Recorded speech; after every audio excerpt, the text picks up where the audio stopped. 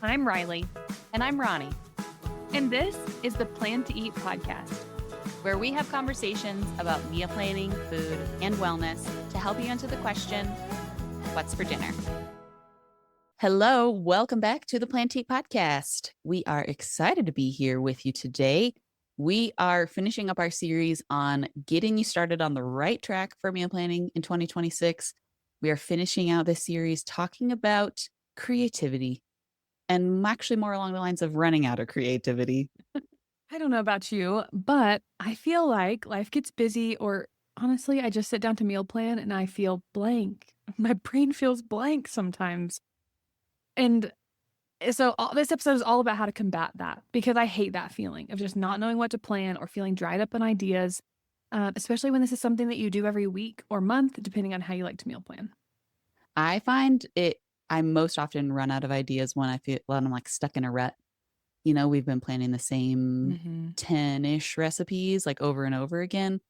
Like right now is a good time to be talking about this because we're changing seasons. I'm like ready to change up my meal plan. And sometimes it's hard when you're changing seasons to be like, what did we like last year at the spring? Yes. I don't even know what we were eating last year. Yeah. Even meal planning experts like Ronnie and I, we hit periods where we just don't know what to plan. So if you're feeling like this is a weak area for you, just know you're not alone. And we both feel this way often.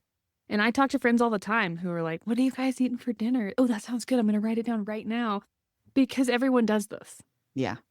I would say this is one of maybe the most common meal planning struggles that we have heard over the course of my time working at Plan to Eat is struggling with getting started, basically. And part of the getting started is I don't even know what recipes to put on my meal plan. Mm-hmm. So with that, we've got lots of ideas for you. A lot of ideas, a lot of new creative ideas, not necessarily new, but just what am I trying to say? A long list of ideas. So when one doesn't work anymore for you, you can go to the next one. Yeah, I like that. Yeah, I think first and foremost, if you're on social media, that's a great place to find new recipes. That could be Pinterest, that could be Instagram, that could be TikTok, that could be Facebook. Scrolling through social media, as long as you're not doing the brain rot thing, is great for finding new recipes because they look really pretty and they look delicious. And people who are creating recipe content are super good at it. They are. I have a couple of reasons why I think this is super important. We're recording this episode in March, early March, and I have seen such a shift in our feed, in the Plan to Eat Instagram feed, from winter recipes to spring recipes. It's like March 1st hit, and all the recipe authors, they're paying attention to, they are up on what's in season. They are up on the new seasons that we're, moving into, like spring, and that's the recipes that they are posting. And so this is a really helpful thing for staying, if you like to eat seasonally, or if you like to mix up your meal plan seasonally. Scrolling social media or like following recipe authors that you like their recipes, it is awesome because they're keeping up with that for you. It's their job. Yeah, it's so true. There's so many colorful recipes coming out right now with yummy spring vegetables and just like bright. I'm thinking like everything's like bright green. You got like peas and asparagus and like delicate vegetables.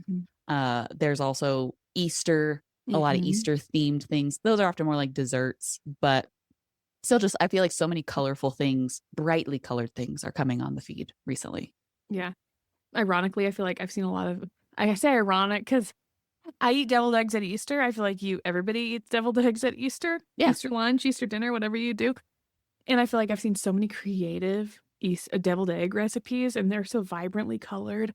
Some of them I saw, they were like soaking the eggs in like beet juice so that they were red in it, like the actual egg was red, not just like the outside. You weren't just dyeing the egg. It's just so pretty. It makes you want to make it. It makes you want to eat something different. It's so fun. I saw one the other day. They were doing this with the outside of the egg. I don't know if they had already hard-boiled the eggs. Maybe they hard-boiled eggs in the video. I don't remember. But she had like little plants and little like fern leaves and little like clovers and stuff that she put on the outside of the egg and then put it in a pantyhose so that the plant stayed tight to the outside of the egg. And then I think she did boil it and she boiled it with onion skins. Yeah, red onions, yeah. Yeah, so that it got this, like, pretty, like, orangey red Mhm. color, and then when she took it out, the egg was dyed this, like, pretty orangey red color, but then there was, like, the silhouette of the plant. It was so Yeah, that pretty. sounds awesome. I Sounds don't really really pretty. know what the application is for that other than having, like, pretty hard-boiled eggs on your counter. Yeah. Maybe it's just to bring joy to your life, I Yeah, don't you know. know what? That is okay, that's acceptable. That's I totally did this acceptable, because yeah. it made me happy, Yeah. period. It made a great video, I watched the whole thing, so Nice. That's awesome. Scrolling social media is probably top of the list, I think, for running out of ideas or creativity. Yeah. The next one is if you're okay with using it, you can ask AI. You can ask AI for spring recipes. You can ask AI for whatever season you're in, recipes with and without ingredients. You can do this for new recipe ideas. I recently did it. I have a friend who's coming to visit me and she eats a low histamine diet. And I recently just did it to like make that process easier. Hey, what can I cook for her? And it was awesome, super helpful. With social media and with AI, make sure you're importing these recipes into Plan to Eat Yeah. because you don't want to lose them. I am notorious for saving recipes in Instagram and then never going back to them. And so Mhm. using now that Plan to Eat has the import from social media feature, do not sit on that. Like use it, save them to your account. You're going to start eating more delicious recipes because you started saving them to Plan to Eat and actually meal planning them. Same thing goes for AI. Import them into Plan to Eat, save them. That way you can access them again and anytime you want them. Yeah. And I think an important thing to mention here too is after you've imported the recipe, just immediately put it on your meal plan. This is Yes. something you and I have mentioned before that we do when we find a recipe that looks great. I know you have mentioned, Riley, that you've become a little more particular about the recipes that you're importing into your Plan to Mhm. Eat account because you have a lot of recipes. Yeah. And so when you import something, you know it's something you want to put on your meal Mhm. planner. So you just immediately put it on the meal planner, which I think is Yes. a really great idea because also our Plan to Eat accounts can become an abyss like Yeah. mine is sort of right now. And Yeah. so you can import these recipes that look delicious and Mhm. then they get lost in the abyss and you never actually make them. So if you find something you like, import it into Plan to Eat and then put it on your meal planner. Yeah. I do this because I usually do this when I find a recipe. If I've already planned this week that we're on and the next week ahead, I'll literally add it to 3 weeks from now because Yeah. it reminds me. My meal plan this week is actually half from somebody else that I got it from and half from things I imported from social media that I added last week. Yeah. And then they're already there. I just go shopping for the ingredients. Like it's mindless meal planning. Right. Yeah. Well, and you bring up a great point. If you are struggling with some meal ideas, phone a friend. You can just send a quick text message and say, "Hey, what are you guys enjoying right now? Do you have any good recipes that you tried?" Mhm. Any of those things. I know you have a group of friends that you guys talk about recipes with, which is amazing because then you're getting more than one opinion on different things. It's a You're group usually my text called go-to yeah, for yeah. You are too. I text you a lot. My group text is called Food Friends. I love it. That's so cute. Um, and just last night, one of the girls texted and said, "Hey, I'm taking dinner to a family. What do I take them? What do Yeah. you guys take families when they have a reason to need a meal, a baby, a surgery, whatever?" And everyone pitched in some ideas, and she had more ideas than she needed, but it was like immediate results, for this person, and it's real life results. Mhm. Sometimes when you go to Google or even AI, it's not real life results. It's not Yeah. everybody can take somebody lasagna, and I'm not knocking lasagna. I do like it. But when you get 7 lasagnas, Yeah. that's a lot. And so kind of trying to think outside the box and take something a little more unique to someone, those real life ideas can come in just so helpful. And also, if you have a friend whose palate you trust, they eat good food at their house, you trust their recipe ideas. This is where texting a friend is so helpful because you say, okay, you're going to text a very specific person. Hey, what are you eating this week? I need some ideas.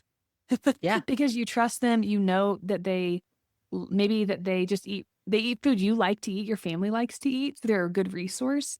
But a lot of families like yours, and I don't mean you, Ronnie, I mean people who are listening, like you get into ruts, I get into ruts. It's like you can steal their rut Yeah. Yeah. and it be new for your family. For sure. And I'm thinking too, this idea of you trust your friend and their Yeah. palate. You also trust that your friend has made the recipe. They know it's a simple recipe to make. They Yeah. know that, or they can give you the tip of like, okay, I love this recipe, but only add half of the broth that it says, because otherwise it's like a soup instead of a skillet or something like that. Yes, that's a great So point. yeah, you also can get really good cooking tips related Yeah. to things because yeah, I like this idea of asking for advice on what you should bring somebody if you're bringing them a meal, because I made some freezer meals just for myself a few weeks ago, and I've been, sporadically inputting them into the meal plan. And they honestly, I got them just from a blog post that was like amazing freezer meals or whatever. It's not the best recipe I've ever had. And it actually is, after it's been in the crock pot all day, it turns out to be like a soup instead of like, here's this, you know, Mhm. just like a scoopable dinner. Yeah. That exact thing happened to me last night. I turned something that wasn't really a crock pot meal into a crock pot meal, and it was very soupy. It was delicious, but it was Yeah. very soupy instead of skillety. Yeah, exactly. Yeah. But this is the kind of feedback that you need from your real life friends, That's which right. I feel like people who listen to this podcast, hopefully they feel like we're their friends. And like, I think we feel like this about our listeners too, right? Like the ideas and things like that we're giving. Like I wish that we could text all of our listeners to say, hey, here's Totally. what you should eat. Yeah. But it's the same feeling, right? Like, okay, you trust them. They tell you this stuff. You've used their advice before. This is just another way to do it. Yeah. If you don't have anybody to text, we do have a Facebook group. It's called Plan to Eat Kitchen, Plan to Eat Kitchen. And you can join that group. And, every week, every 2 weeks, I'm in there, posting little prompts, encouraging people to share recipes. But you can also just go in there and ask for recipe suggestions for people if you're feeling like you're in a rut or you don't have any ideas. All right. Next thing that you can try. This is great. Great, great, great. If you're a Plan to Eat customer, because Plan to Eat saves all of the meal plans that you've ever made. And so one of the best things you can do is you can go back in your meal planner and look at past meal plans. So I'm talking about it's turning into spring. I have no idea what we were enjoying last year during spring. Guess what? I can really easily go back to last March and see what we were eating. Or I can go back to March of 2022 and see what we were eating if last year we're eating the same thing that we're eating right now, which I think is the case. I just think this is Creatures of really, habit. yeah, I'm a creature of habit. But I just think this is a really awesome aspect of using a meal planning software that keeps all of your information. Is you've already done all of this work. I've used Plan to Eat for almost 8 years now. I've done 8 years worth of meal planning. Why not go back and I did my future self a favor 8 years ago, Yes. Yes. I actually want to tag on to this and to the friends. But if you're friends with people outside of Plan to Eat, if they have saved menus, you can access their saved menus. Yeah. Yep. And if you save your own menus, you can access your own menu. And that's like Ronnie said, like you can literally scroll back endlessly inside of the calendar, inside of Plan to Eat. But a really simple way to save meal plans is to use the menus feature. Yeah. I mean, we've told people, hey, if you want to eat this meal together and it's 5 different recipes, save it as a menu. Boom, boom. You just drag it onto your meal plan and it all comes together at the same time. This could be for one day, one meal for a month.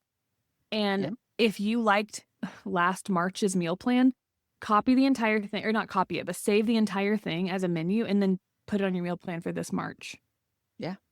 Amazing. You could literally meal plan one time a month and then next year not meal plan at all because your menus are saved. That's a genius idea. I love it. This is both phone a friend and look at past meal plans. This is both tips in one. Yeah. And I'm going to be so happy if somebody takes us up on that idea because they're going to save themselves so much time. I love it. Okay. What's next? Capsule. Okay. So we're going to talk about capsule meal planning because I think this is a great idea if you're running low on ideas. Now, I got some feedback that we're a little confused about the capsule meal planning. So I want to do a better job of explaining it. And if you're even still confused after I explain it right now, I encourage you to go back and listen to episode 86. It's with Diana Rice.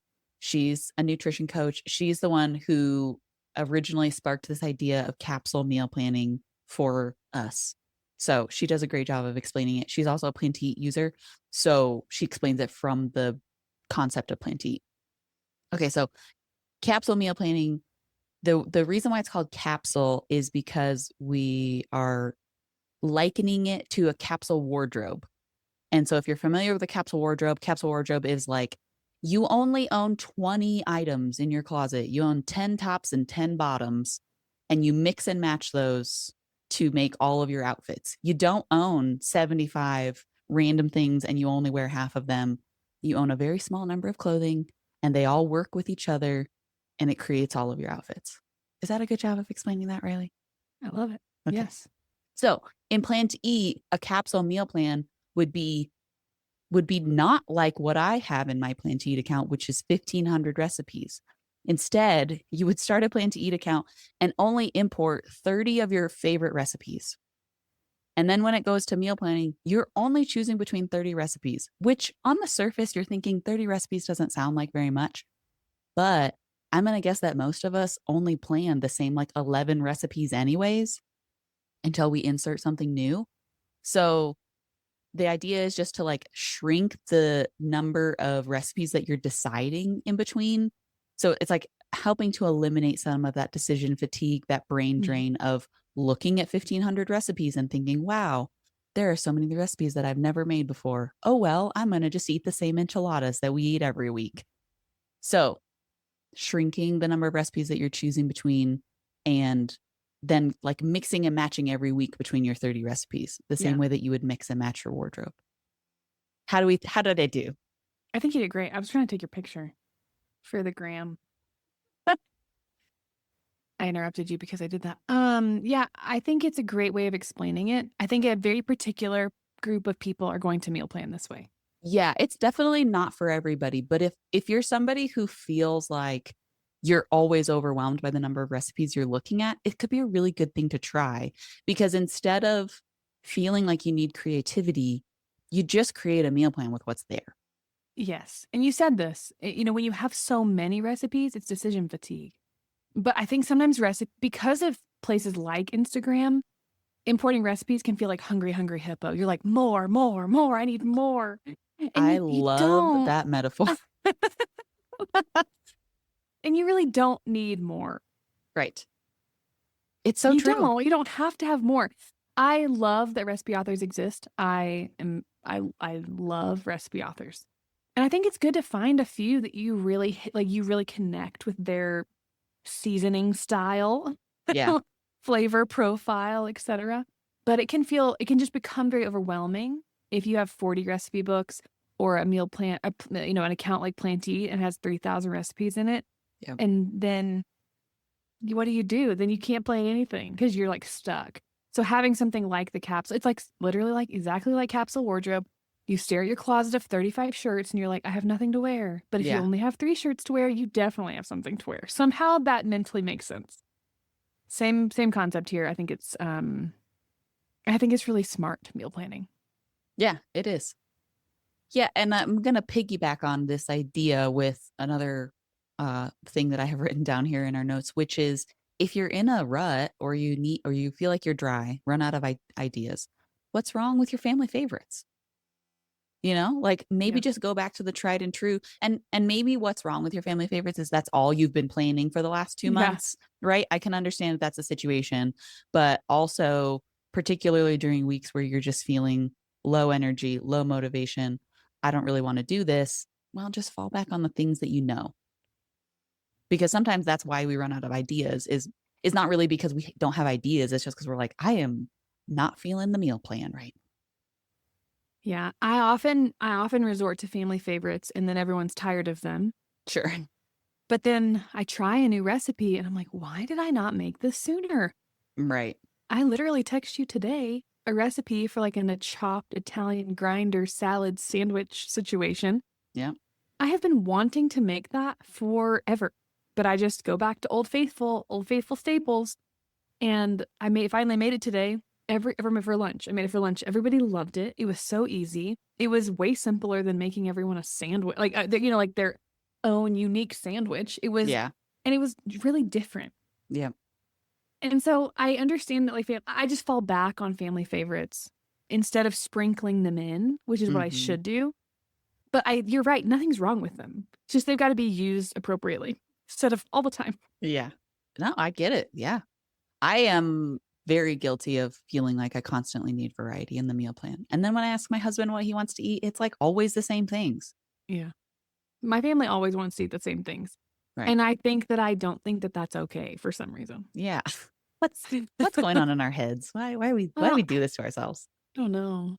I think from a parent perspective, I like feel like I want my kids to have really diverse. Oh, sure, yeah. Like I want them to eat a lot of different things. I want them to try different foods and um like I don't want them I just don't want them to only like one thing. I Yeah. want them to like have a lot of different flavors and seasonings and spices and cuisine types and cultural experiences in their palate. And I think I have almost like made it more complicated for myself because I'm like, it has to be different every Yeah. night. We're making homemade pho from scratch. Like 36 hours later, we made it. Okay. Well, I mean, that's a good explanation though, right? Like it's good to know the reasons why we feel the way that we do. I just feel the way that I do because I'm neurotic or something. No.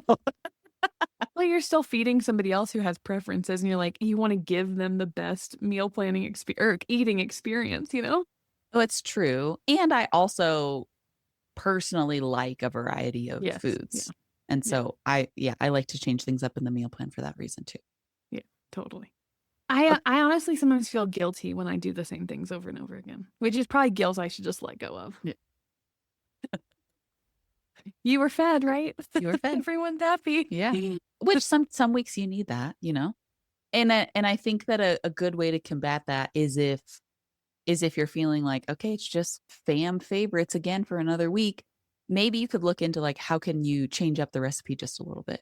Do you always serve this chicken gnocchi recipe with a side salad? And you could serve it with like some roasted broccoli or some sweet potato fries or something different, like switch up what you serve a recipe with. And or if the recipe calls for rice or quinoa or something Mhm. like that, like you could switch it up for a different grain. We've been really loving orzo in Mhm. our house right now. My husband is like, whatever this rice thing is that you're making, I really like it. And I'm like, it's not rice, it's wheat. And he's like, okay, well, this wheat rice.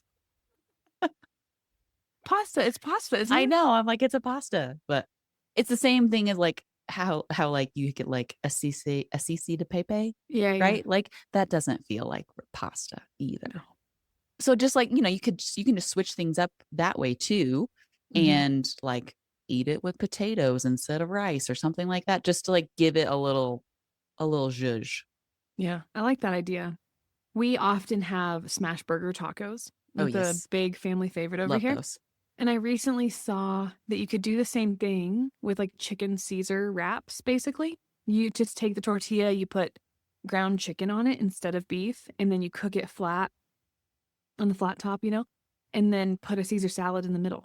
I can't believe I've never shared that recipe with you. That's the only way I make smash burgers. What? As a Yes. Caesar salad taco? Yes. That's Oh, we make it like with like the Big Mac sauce, like the homemade like ketchup, mayonnaise, Oh. pickle, onion sauce, Mhm. and like like with beef and cheese. Like it's Right. like literally a hamburger and a taco. Yeah. Now, it's like honestly, my entire extended family also really likes this recipe. They ask me to make it when they come. But I like the idea of just mixing it up a little bit. Just every once in a while, just do it a little different. Yeah. You're reminding me that I wanna put those smash burgers on my meal plan. So I'm gonna do that right now. Ronnie is actively meal planning in the middle of this podcast. Oh, that's funny. Except I don't know how to spell Caesar, apparently. Now Okay. I feel like I can't tell you how to spell it because I'll get it wrong on almost said live TV. On live. It's That's okay. I awesome. figured it out. I Googled it. But that's embarrassing. Okay. All right. Back to the podcast. What else could you change up?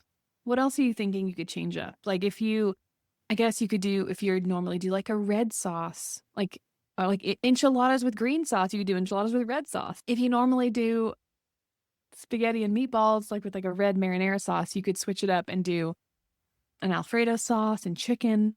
Your family still probably likes that type of meal. Just switch up Yeah. the flavor altogether.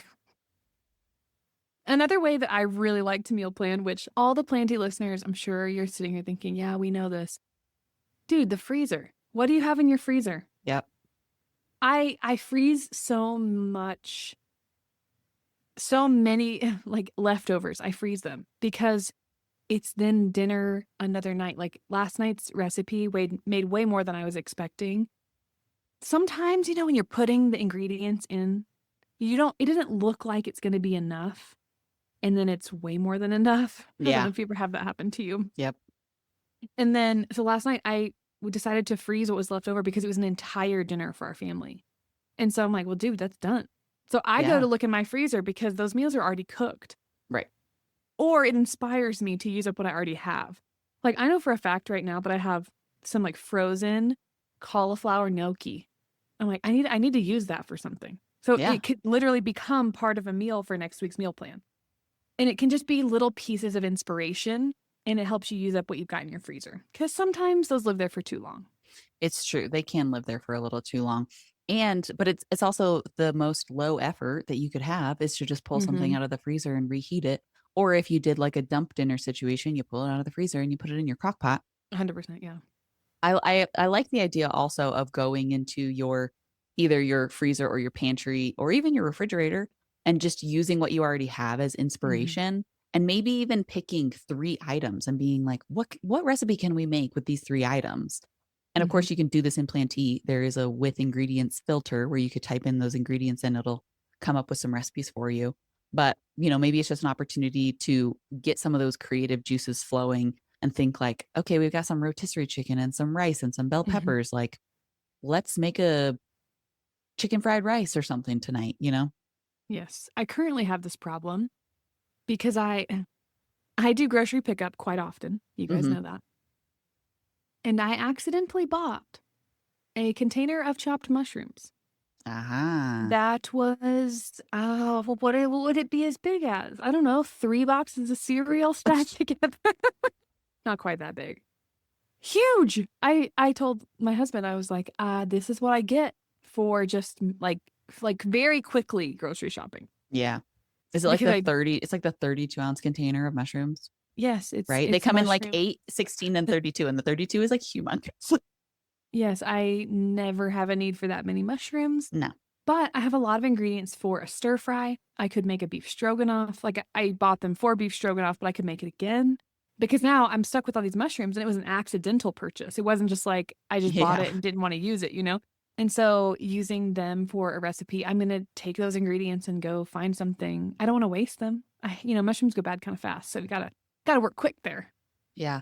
That I shared you that crock pot recipe you did. yesterday with mushrooms. It turned out really good. It does have orzo, which I know you can't have unless they make gluten-free orzo. They do make gluten-free orzo. But I guess you could also use rice.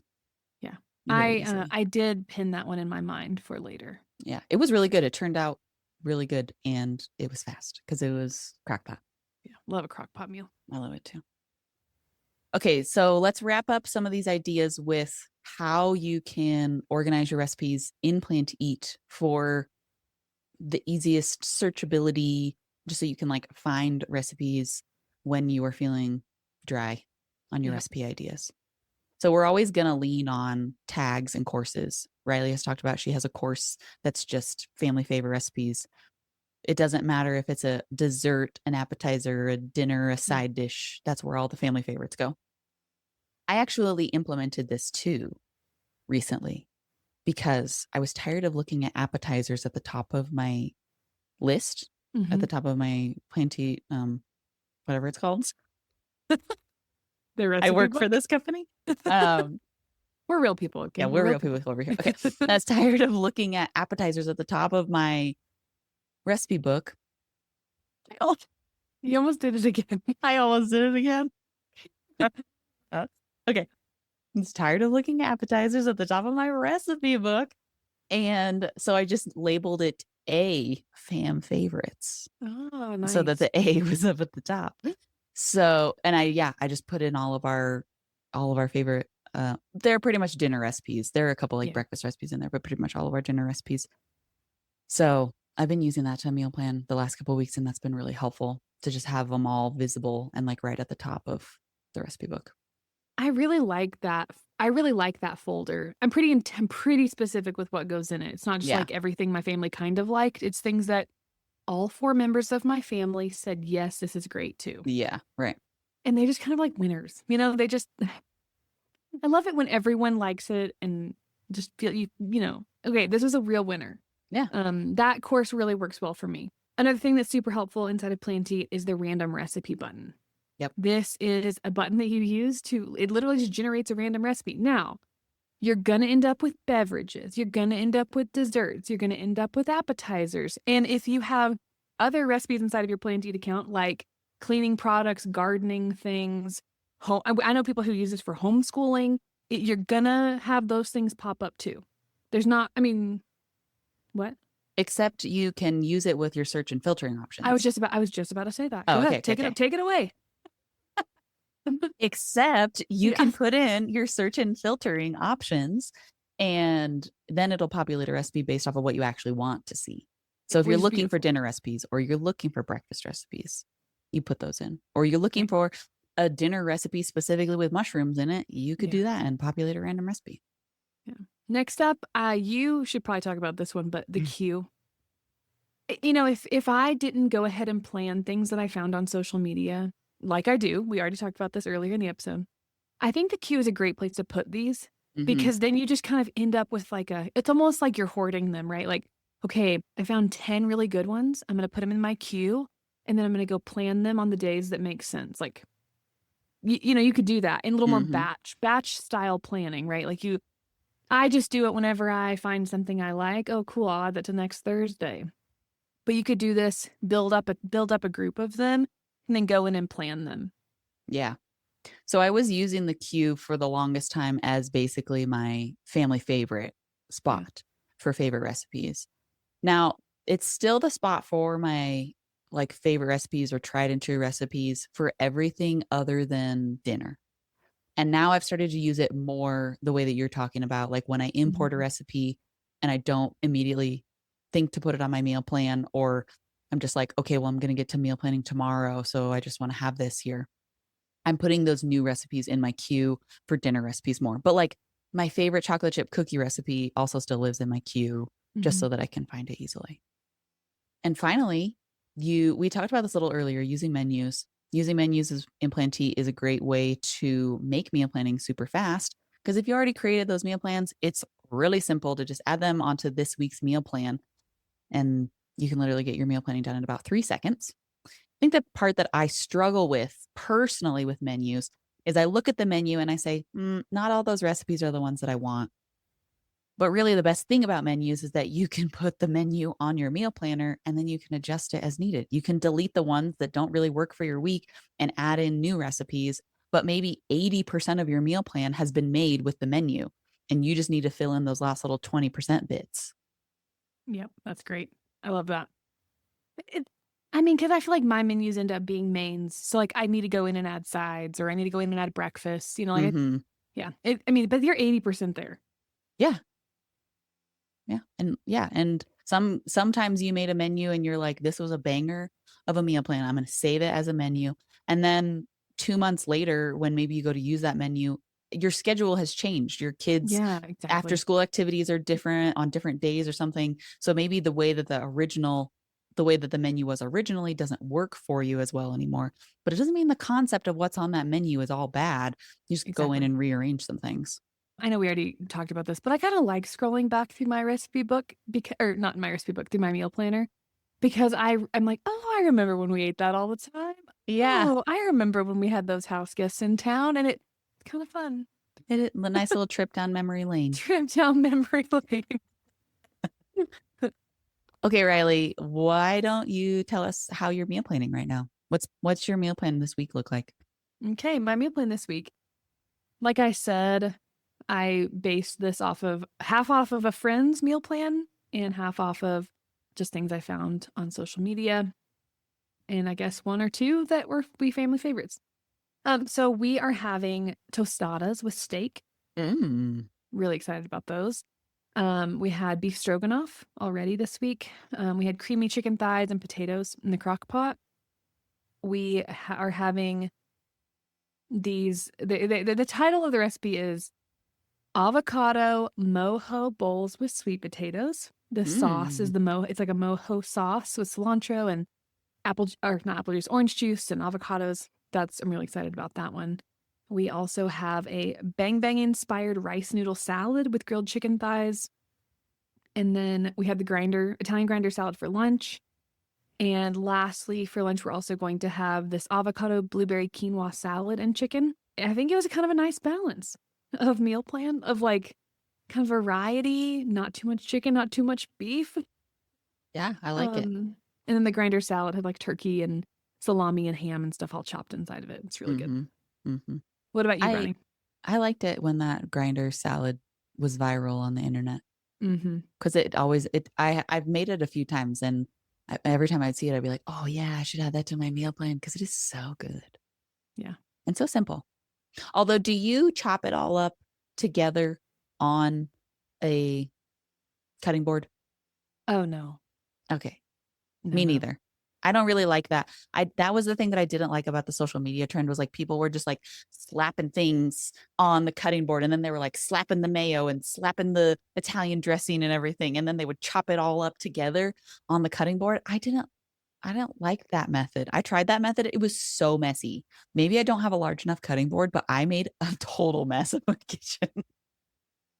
I did it once. Everybody who follows us on social media remembers that I made the bagel with the chopped Yeah. Oh yeah. cream cheese situation. I guess I get why it happens. I think I would rather use my like KitchenAid, like dump it all in the KitchenAid and mix it together. But with like cream cheese, you Yeah. know that makes a little more sense. I just chopped everything individually and put it in a bowl and tossed it. Yeah. And that's the right way to do it. I mean, look, things are viral and we don't know why. I think they just have maybe a larger cutting board than what I have. Maybe I need to commission my husband to make me a larger cutting board. Well, if anybody could, it would be him. That's But true. I make my entire counter cutting board. So when I make this Yeah. messy dinner, it doesn't make a mess. Now, sometimes you don't have to do things the way people do it on the internet because there's like a surprise factor. Yeah, Everybody watching it is watching longer because they're like, wait, why are they doing that? that's true. Yeah, they're going for the shock and awe a little bit. Of Yes. like, is that really going to turn out if they even chop it with the mayonnaise? All right, I my just meal. like a cleaner kitchen. I like it. And I know if my husband's listening, he's like, you do. You like what? But I don't like to be that messy while cooking. I agree. I agree. I just feel like it's gonna go all over your hands while you're trying to chop it all up. Uh-huh. I don't like Uh-huh. that. Well, I've been really leaning on the crock pot this week. This week was two things. It was crock pot, which I've used the crock pot for 3 out of the last 4 meals I've made. So it's just been perpetually on the counter. Nice. And so this week was crock pot week and a low spend week. I Awesome. decided let's do some crock pot meals, which involved some of those dump dinners that I made. But also like I don't want to spend a whole bunch of money at the grocery store. We have food at home. Let's eat the food we have at home. So, it was one of those times where I was like, okay, I need to start thinking about the meal plan. I don't want to go to the grocery store. I was like on strike from the grocery store in my mind. But then I was like, okay, but we still need a meal plan. You still got to come up with ideas. And I took a shower, and in the shower, I came up with like 7 different recipe ideas with the Oh, things so that should have been a tip on our list. that should have been a tip on the list. Take a Right. shower. Take a shower. It's where you have all your best ideas. It's so true though. So yeah, I went to the grocery store and just basically bought some fresh vegetables, and then I also bought some corned beef because at the time of this recording, we are coming up on St. Patrick's Day. So that was like what I spent. That was the only thing that I spent money on this week was some fresh vegetables and a corned beef roast. So yeah, that's kind of what my meal plan was like. Crock pot dump dinner, corned beef and cabbage. We're going to do ramen, and the ramen's going to use whatever leftover vegetables we have, plus like some leftover chicken that's in the freezer. We're going to do Korean ground beef and rice bowls. And then we've already done fajitas. We had some bell peppers that needed to get used. So we did fajitas with steak and black beans. Yeah, that sounds great. Yeah. And then also crock pot lasagna was one of our other crock pot meals, which Do you, is my do you, husband's fave. see, this is the thing is anybody listening and me, like take this inspiration and don't waste it. Don't Go waste write it. it down. You know, like I'm thinking like, oh, ramen's a great idea for my leftover mushrooms. Like, Yeah. don't forget. Go write it down right now. You can meal plan in the podcast like You I've can. already done. Yes. Yeah. I love it. Driving down the road is the only reason I would say don't do it. Funny. All right. Before we wrap up. I have two things before we wrap up today. I have a listener email to share. We love it when you guys write into us. Thank you so much if you've written into us. And then I also have a thing to share with everybody and Riley. I haven't shared this with Riley yet. What? It's not that exciting. I got overly excited about this, but I tested out. I tried making hard-boiled eggs in my air fryer, and it was awesome. Oh, cool. Okay, so everybody, if you have an air fryer, you need to start making hard-boiled eggs in your air fryer. I looked up a recipe online, set it for 250. 12 minutes is soft boiled, 14 minutes is medium boiled, 16 minutes is hard boiled. So I put it 250, 14 minutes, set it and forget it situation, which is so awesome because hard boiled eggs is one of those really easy things that kind of stresses me out because I feel like you got to really monitor the water. You like got to get it up to a boil and then you got to turn it down, but you can't turn it down too much because it's not boiling anymore, but it needs to be like a low rolling boil because if it's at too much of a boil, then your eggs crack open and then you got the goobers coming out of the eggs. And wow, boiled eggs are really stressful for you. they are. I feel like they require babysitting. That's unnecessary. And maybe it is unnecessary. Just let them do their thing. I always crack a hard boil. I always crack an egg when I hard boil them in water. Interesting. Yeah. So maybe I'm just going too aggressive. Eggs. Anyways, I tried them in the air fryer. It's amazing. Everybody needs to try it. It changed my day today. Changed my life. I was going to say that, but I don't know if that actually changed my life, but it changed my morning. So well, that's great. That's really cool. I'm excited that it's a new little hack for you to share with everybody. Yeah. Air fryer just doing more things than you ever thought possible. We do love the air fryer. I do like it a lot. I was resistant to it at first, but now I understand why everybody loves it. And just as, it's just not just for frozen foods. It's true. We use ours a lot actually to reheat food. Oh, yeah, definitely. Yeah. Yeah, when you don't want something to be like soggy or like a weird rubbery texture from the microwave. Or just the microwave's kind of ick, Mm-hmm. Air fryers where it's at. What you got? What's our letter? What's our Okay, so Catherine wrote into us. She wrote in some really wonderful things about the podcast, and that was so nice of her to share with us. But she has a plan to eat tip here that I want to share with everybody. So this is going to make the most sense if you use plan to eat, just so everybody knows. Okay, she says, we're fortunate enough that we have a summer and winter home. I'm a big food prepper and really like the freezer feature.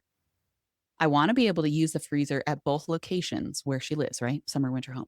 Her solution is to create duplicate recipes, such as AZ spaghetti sauce and ID spaghetti sauce. So Arizona, oh, yeah, perfect. Idaho. Yeah. And then I'm able to keep track of what I have where, and I don't have to mess with the manual version of using the staples list or the grocery store. My goal is to use up most of the prepped food before I leave for the summer, and this is really helping me keep track of what I have in the freezer. I know this is a very specialized way of using plan to eat, but it just shows how flexible it can be. I thought that was a great tip.